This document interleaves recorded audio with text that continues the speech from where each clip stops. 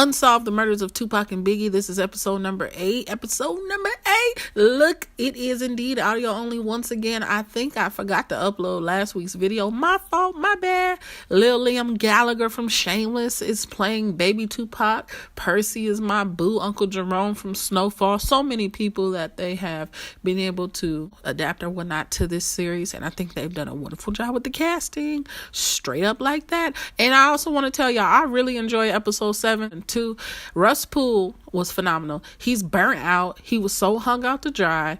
On duty retirement. They want him out. And at that moment of his irritation and like possible regret, you can only reflect on one thing. And that's where it started, where it all began in your career, which is the academy. And he's asking himself, man, what the heck happened? Where did it go bad? He's confronting everyone. It was crazy. Episode 7, man. Wendell Pierce had quit. He left his squad and he walked out. And that was kind of cold, to see the rest of his crew just looking at him like, what do you do? Dude, really? But he grabbed his sheriff's bag, and that's 2 down. What, 4 left over? Like, dang, that's messed up. The crew is getting smaller and smaller. The only person who would listen and go with the story was the press, the media. He gave it to the LA Times, and you see how it all backfired. It's like, you can't win. You can't win it. This case is impossible. You can't win, man. Lips are shut, and the ones who know are probably dead. Let's keep it real. Episode 7 made everyone kind of squint and look kind of crazy. Side-eye, some serious stank. Side-eye to Diddy. Puff Daddy, straight up. 2 detectives, Greg and Russell, who lost a lot while attempting to close this huge American tragedy. It's bigger than hip-hop. It's bigger than color. It's bigger than labels.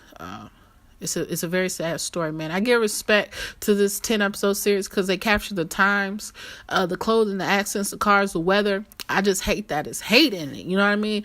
When I say that, I'm talking about like so much hate for the popo. Like the police they got it bad. Whether they solving it, whether they helping, or it's still gonna always have a black eye, and I hate the violence. I hate how it ended, and so many lives are shattered. It's just a sad, it's just not a win. It's just a lost situation. R.I.P. to Pac's mother, Feeny. So supportive to her son, always there when he needed her, being strong when she could have easily crippled and cried bedside. Tupac on that ventilator, it was so dang on sad. Feeny played by this actress. I think her name is Sola Bamis is how you pronounce her name. I love to see her in a whole bunch of upcoming things, man. She did an outstanding role, keeping face, taking care of her family, teaching him how to be strong. You know what I mean? That was awesome. Now Keefe D, we'll get back to his mother and the whole hospital scene. But Keefe D, Zip, and Puffy, we looking at those 3 at this point. Either Keefe playing them, but I mean, what does he have to gain by lying? We jumping from 98 to 08. Russ is finally smiling again. He's about to switch up his gigs. He's out of the police department. He's about to do security, and they basically put him in the corner and said, yo, look, we're distancing ourselves from him. We don't care how many years he put down on the line for us. We ain't supporting this dude. This dude is trash, is basically what they put out into the press. And with that said, no one's trusting his word. It's hard for him to get a job. His smile went away. He's curving. He's stopping with his son at the storage facility. I'm like, dude, is this safe? Is this smart? You're involving your family and your stuff now. Slow down. Get back to him in 1 second, too. Now, the second surgery we were looking at for Tupac, to see him convulse, to see him flatline, to hear the whole do not resuscitate situation go down, it was heartbreaking. It was crushing. And I'm just like, oh, man, this is so horrible. It almost brought me back to that Straight Outta Compton scene with Eazy-E, and he was in the hospital, and it was just horrible. It was like, dang, man, when Dre was in there, he kind of said his piece, and it sucked, man.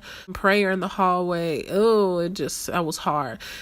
And they just chopped and screwed this man's name up throughout his entire life. It's like, dang, you can't say Tupac Shaker. Like, really? How disrespectful are y'all? This dude's on billboards, videos. You know his name is Pac. You know his name is Tupac. Whatever you want to call him, Machiavelli, whatever.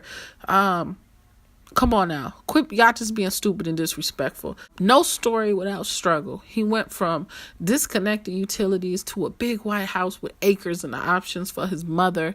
And it was just a beautiful full circle almost to see him go from nothing to something, and his mother go from drugs to pushing him into being his own man and understanding what he's worth and why he was dealing with the things he dealt with in life, and how he was able to take that pain and struggle and put it with a pen and a pencil and a pad and make music that, we quote to this day. Did the media make us think Suge was a bad guy? What if Puff was a big bad wolf? What do y'all think? Drop a comment below. Make sure y'all hit like, comment, subscribe too. Detective Sandals, I can't think of his name. Whoever he is, he was looking like a lot lizard at the semi truck. Y'all gonna go in this truck and leave empty handed. Yep, and that's exactly what happened, because every time they always miss. They're always behind. I still don't trust Dupree. Do y'all trust Dupree? Do we trust Dupree? I like Bokeem, but I don't know about Dupree. Something about him just don't sit right in my stomach. Is he the reason why we're always one step behind? I don't know yet. We got 2 episodes to figure it out. But Detective Sandals setting up that truck dude, and he didn't know it, and all they got was booty magazines. That's what you get. Booty magazines. Cakes. Wow. 1998. We jump again and we see Russ, and he's got some slick lines. They talk about the curveball. The curveball is what he did all season. He may have taught his son how to perfect this baseball move that can get somebody struck out eventually, but he's been throwing curveballs throughout his career, throughout the case, and he kind of landed one with Miss Wallace. It's like, all right, you got this book. Are you doing it for yourself, or are you doing it for her? Are you doing it for closure because you're screwed over? I don't know. Y'all drop a comment below and let me know. And I also caught that other magazine, not the booty magazine, but the Osama bin Guys Catch It.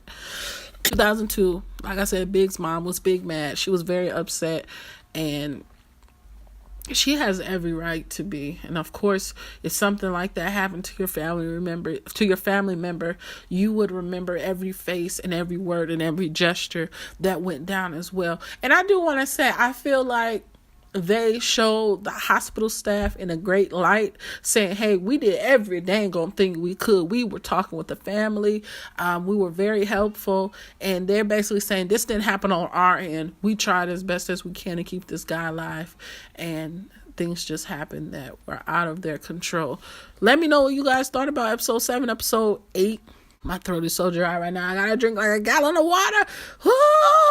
Until the next time, y'all know how to do it. Like, comment, subscribe. Peace.